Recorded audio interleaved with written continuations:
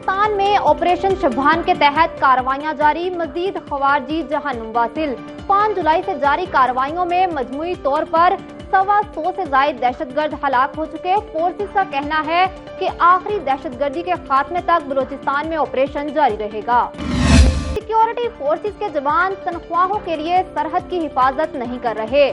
سیاستدان ہمارے سیکیورٹی اداروں کو تنقید کا نشانہ نہ بنائیں۔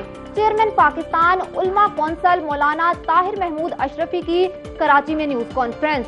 ملک کے لیے بے مثال قربانیوں پر سیکیورٹی فورسز کو خراج تحسین۔ وزیر اطلاعات سندھ شرجیل انعام میمن بولے کہ ملکی دفاع کے لیے سیکیورٹی جوان جانوں کا نذرانہ پیش کر رہے ہیں۔ مولانا فضل الرحمان کا شہداء سے متعلق بیان افسوسناک۔ مولانا کی باتیں سیاسی، اخلاقی یا اصولی طور پر درست نہیں۔ شہداء کی بے حرمتی کسی طور پر قابل قبول نہیں۔ اسپیکر پنجاب اسمبلی ملک محمد احمد خان کی لاہور میں نیوز کانفرنس۔ کہا مولانا فضل الرحمان کو اپنے متنازع بیان پر قوم سے معافی مانگنی چاہیے۔ گجرانوالہ میں مولانا فضل الرحمان کے خلاف اندراج مقدمہ کی درخواست۔ ایڈیشنل سیشن جج نے مولانا فضل الرحمان کو 28 جولائی کو طلب کر لیا۔ پولیس کو 28 جولائی تک رپورٹ جمع کرانے کا حکم۔ قصور میں مولانا فضل الرحمان کے خلاف FIR درج۔ شہداء سے متعلق مولانا فضل الرحمان کے الفاظ دل آزاری کا سبب بنے۔ FIR کا متن: پاک فوج کے خلاف کسی بھی قسم کی بات برداشت نہیں کریں گے۔ جہاں کشمیریوں کا پسینہ گرے گا وہاں ہمارا خون گرے گا۔ ہمیں کشمیریوں کے ساتھ کیے گئے عہد کی تکمیل کرنی ہے۔ چیئرمین پیپلز پارٹی بلاول بھٹو زرداری کا مظفر آباد میں پارٹی عہدیداروں کی تقریب سے خطاب۔ کہا کہ افواج پاکستان نے 1 سال پہلے مودی کو عبرتناک شکست دی۔ فیلڈ مارشل کا قیام امن کے لیے کردار سب کے سامنے ہے۔ امریکہ کے ایران پر فضائی حملے، ہرمز کی ناکہ بندی دوبارہ شروع۔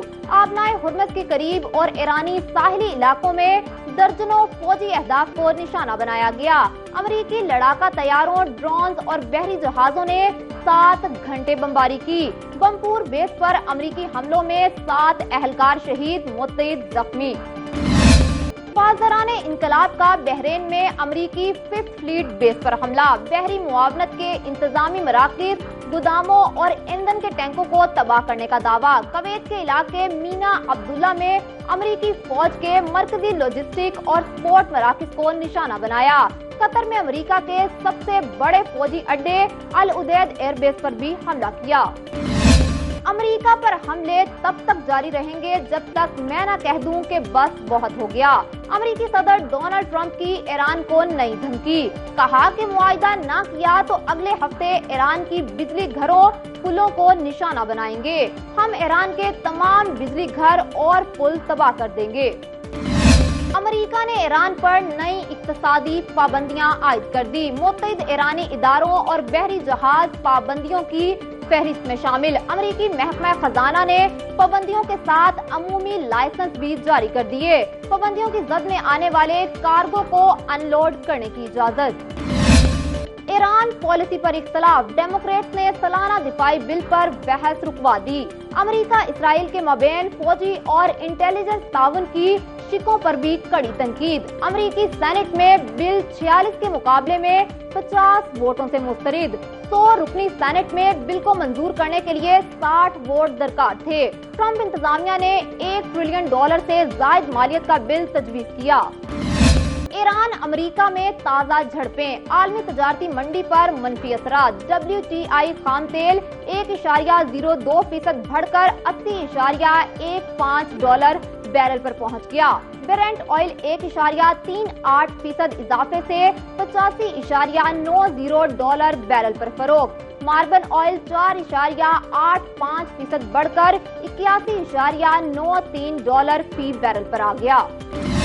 وزیر اعظم شہباز شریف سے چیئرمین NDMA کی ملاقات۔ لیفٹیننٹ جنرل انعام حیدر ملک کی مون سون تیاریوں پر بریفنگ۔ ممکنہ ہنگامی صورتحال میں پیشگی اقدامات کے بارے میں آگاہ کیا۔ وزیر اعظم کی صوبائی حکومتوں اور صوبائی ڈیزاسٹر مینجمنٹ اتھارٹی کے ساتھ روابط مزید بہتر بنانے کی ہدایت۔ ورلڈ پاپولیشن ڈے کے حوالے سے اسلام آباد میں سیمینار، وفاقی وزیر خزانہ محمد اورنگزیب کا خطاب، کہا بڑھتی آبادی ملک کو درپیش بڑا چیلنج ہے، نیشنل پاپولیشن کونسل کا قیام اہم اقدام ہے، بڑھتی آبادی موسمیاتی تبدیلیوں کے چیلنجز پر ہر وقت قابو پانا ناگزیر ہے۔